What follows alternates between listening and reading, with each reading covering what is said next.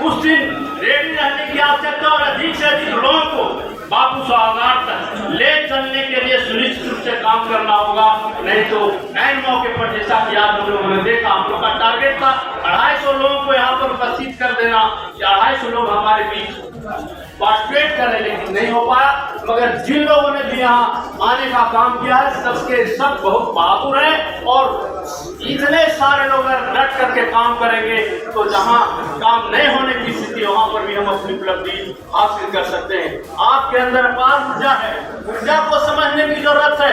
अंदर की ऊर्जा ही मस्तिष्क का, मानसिकता का, मानसिक शक्ति का स्रोत होता है। हम बताना चाहते हैं कहानी के माध्यम से, एक राजा को एक वजीर से के साथ रहते रहते दोस्ती हो गई। वजीर को दोस्त के रूप में राजा अपने राजमहल के अंदर ले जाने लगे।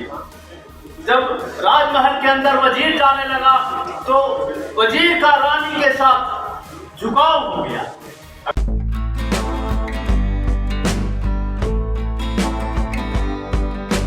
नमस्कार, मैं हूं अनूप नारायण सिंह और आप देख रहे हैं बिहारी खबर के डिजिटल प्लेटफॉर्म को। हमारे साथ हैं अभय कुशवाहा जी और बिहार में एक नई क्रांति का सूत्रपात कर रहे हैं। बिहार में शिक्षा जगत में जिस तरह से नए परिवर्तन हुए हैं इस सरकार में, और उसको लेकर अभय कुशवाहा जी चूंकि जदयू के वरिष्ठ पदाधिकारी रहे हैं, पूर्व विधायक रहे हैं और लगातार बिहार में नीतीश कुमार के आदर्शों को लेकर आम जनता के बीच जा रहे हैं। क्यों हो रहा है ये सम्मेलन? देखिए, क्यों ये सम्मेलन नहीं हो रही है, ये अखिल भारतीय मौर्य शिक्षक सह शिक्षा मंच ये 2015 से ही स्थापित की गई थी और लगभग उधर 3-4 वर्ष हम लोग इस संघ के माध्यम से रामवृक्ष प्रसाद शिक्षक सम्मान समारोह करते आ रहे हैं। हम लोग गया में भी किए, नवादा में किए, रोहतास में किए और तकरीबन अभी तक के इस संस्था के माध्यम से तकरीबन 5000 से 5500 शिक्षकों को सम्मानित हम लोग कर चुके हैं, बुद्धिजीवियों को सम्मानित किए हैं। और कोरोना काल आया, 2 साल उसमें रुक गई। तो अगर हम लोगों का लक्ष्य था कि पूरे प्रदेश से अभी ये मंच का गठन तकरीबन 32 जिले में हो गई है और अगर हम लोगों का उद्देश्य था उसमें हम लोग और सम्मान समारोह बढ़ाए हैं। पहले था रामवृक्ष प्रसाद शिक्षक सम्मान समारोह, अभी उसमें फिर जोड़ दिए हैं रामवृक्ष प्रसाद प्रतिभा सम्मान समारोह और रामवृक्ष प्रसाद उत्कृष्ट नागरिक सम्मान समारोह। ये 2 सम्मान और जोड़ी गई है और लगभग अक्टूबर में इस कार्यक्रम को करना था हम लोगों को। करीब पूरे प्रदेश से 8-10 हज़ार प्रतिभावान जो छात्र छात्राएँ हैं, जो उत्कृष्ट नागरिक हैं, जो समाज सेवा से जुड़े हैं, जो शिक्षा के क्षेत्र में काम कर रहे हैं, वैसे तमाम लोगों को हम लोग जिला वाइज लिस्टिंग कर रहे हैं और लिस्टिंग कर करके उन्हें यहाँ ला करके इस मंच के माध्यम से पटना में उन्हें सम्मानित करने का काम करेंगे। तो अक्टूबर में होना था और ये आचार संहिता लग गया नगर निगम के चुनाव के कारण, तो वो नहीं हो सकी।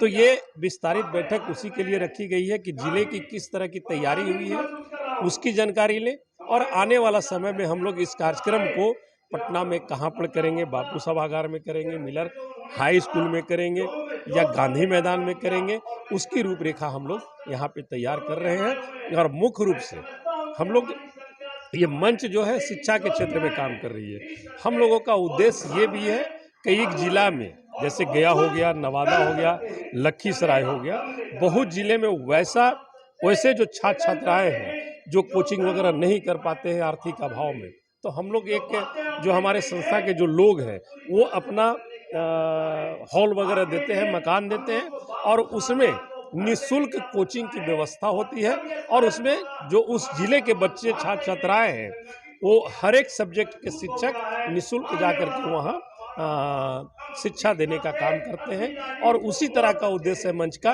कि आने वाले समय में, चूँकि पाटलिपुत्र की धरती मौर्य की राजधानी रही है, मौर्य वंश की राजधानी रही है, तो यहाँ एक मौर्य छात्रावास का भव्य निर्माण हो, तो उसके लिए उसकी भी रूपरेखा हम लोग तैयार कर रहे हैं।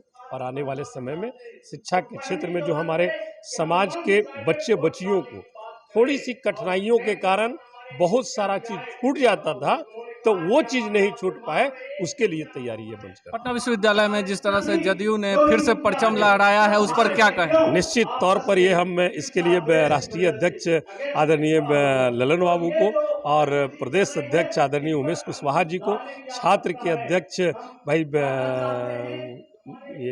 नीतीश जी को हम कोटि कोटि बधाई देते हैं। और निश्चित तौर पर ये पहले भी होता, लेकिन 4 पद, एक पद तो छूट गया किसी कारणवश, आपस में ही लोग लड़ गए, आपको भी जानकारी होगा, नहीं तो पांचों के पांचों पद जेडीयू के खाते में आते।